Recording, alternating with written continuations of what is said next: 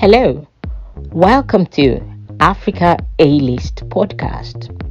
This is a podcast that celebrates African perspectives, delves into the continent's rich lifestyle and culture, explores innovation and progress, dissects critical societal issues, and takes you on a thrilling travel adventure across this magnificent continent. If you're wondering what A-List stands for, that's about it. A for African perspectives, L for lifestyle and culture, I for innovation and progress, S for societal issues, and T for thrilling travel adventures. Now, I'm your host, Peace George, and today we're diving deep into a pressing topic that affects not just our present, but the future of our children.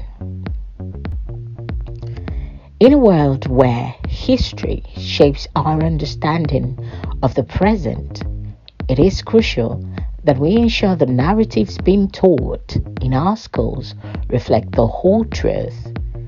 My own experience as a parent has brought this to light recently. My son returned from school with a disturbing revelation about the way history is being taught. He spoke about the lessons on Black history and slavery, and it struck a chord with him.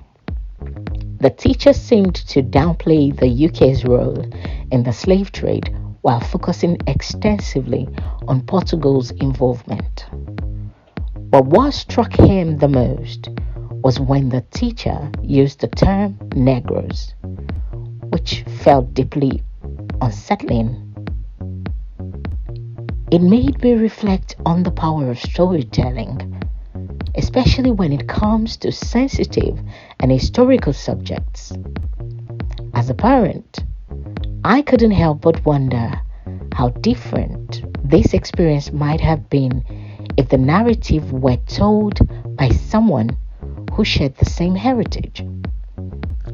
Let's be clear, it's not about being racist.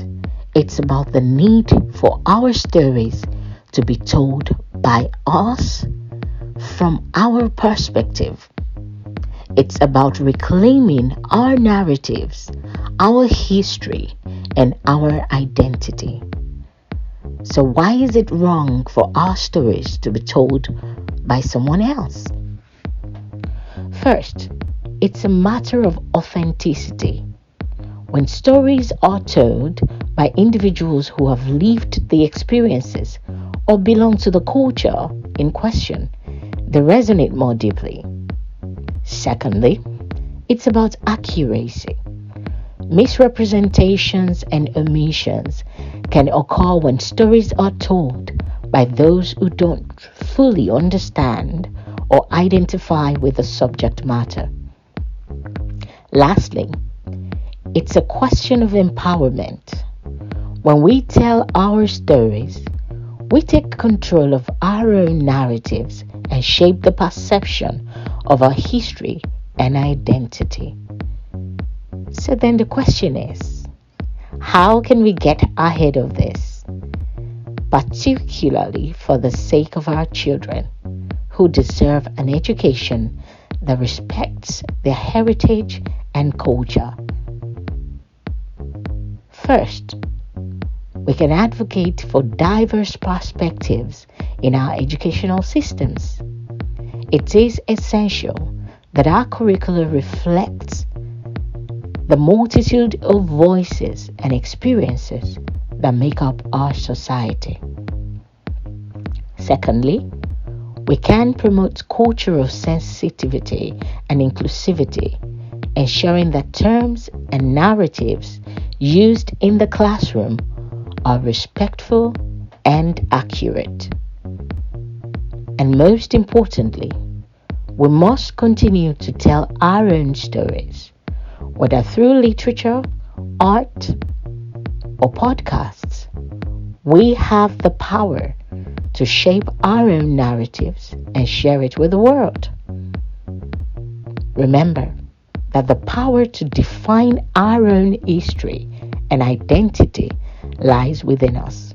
We must work together to ensure that our stories are told from our own perspectives and that the lessons we teach our children are based on truth and inclusivity. Thank you for joining me on this important journey of discovery and reflection. Together, we can pave the way for a brighter future and a more inclusive education for the generations to come. This is Africa A-List, where African perspectives matter. Stay tuned for more engaging discussions, cultural insights, and exciting adventures as we explore all that our beautiful continent has to offer. Thank you for your attention.